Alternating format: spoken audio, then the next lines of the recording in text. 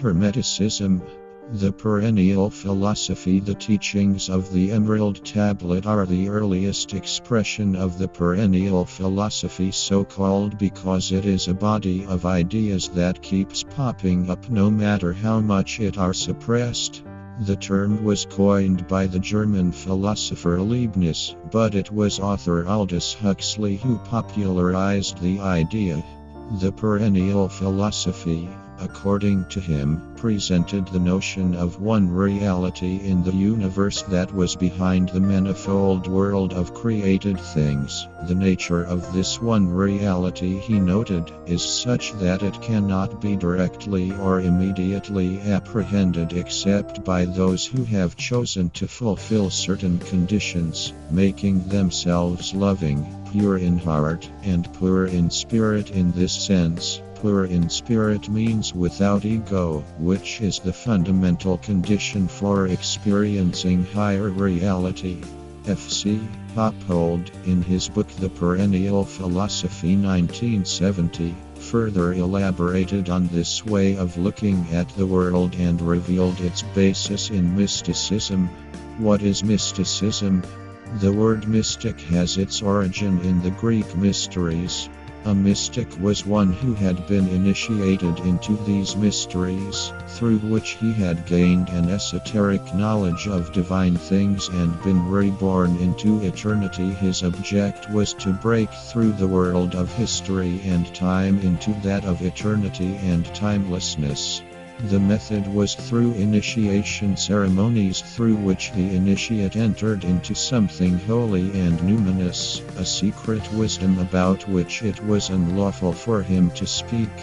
The word mystery, mysterion, comes from the Greek verb nuo, to shut or close the lips or eyes. 25. The one mind projects archetypal form into the chaos of the one thing. Not only have mystics been found in all ages, in all parts of the world and in all religious systems, but mysticism has also manifested itself in similar or identical forms wherever it has been present. Because of this it has been called the perennial philosophy. In our world, as it is today, we are faced not with one single truth but with several lesser truths, not with one but with several 26 pictures of reality. We are therefore conscious of a discord in the nature of things, whereby to hold to one truth seems to deny another. One part of our experience draws us to one, another part of our experience draws us to another.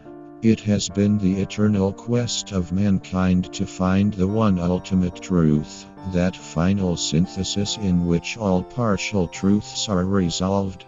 It may be that the mystic has glimpsed this final synthesis. Mysticism has its origin in what is the raw material of all religion and is also the inspiration of much of philosophy, poetry, art, and music.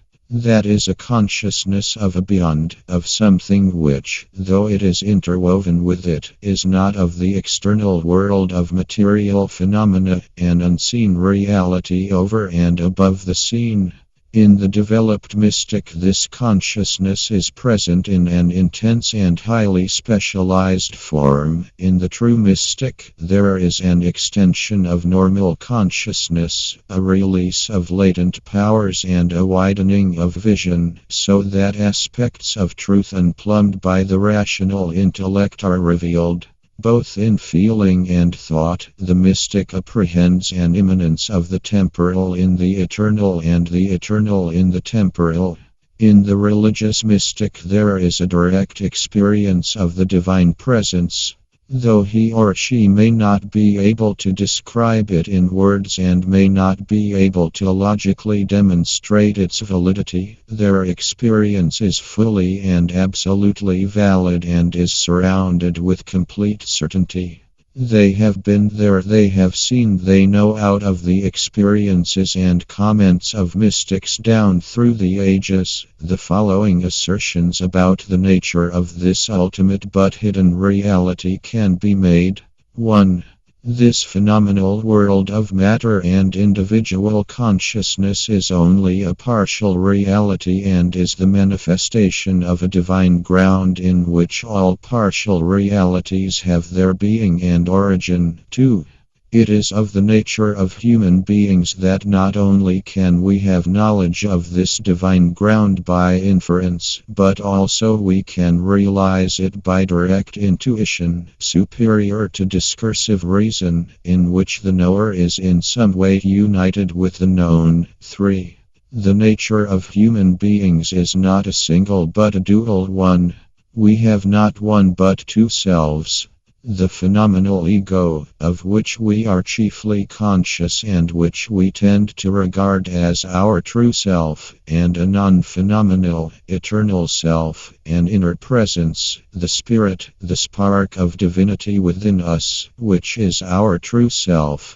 It is possible for us, if we so desire and are prepared to make the necessary effort, to identify ourselves with this true self and so with the divine ground, which is of the same or like nature, for it is the chief end of our earthly existence to discover and identify ourselves with this true self.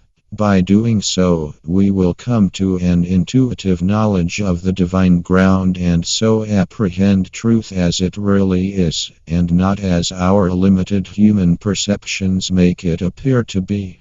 Not only that, we will enter into a special state of being that has been given different many names down through the ages: eternal life, salvation, enlightenment, heaven, etc. 5.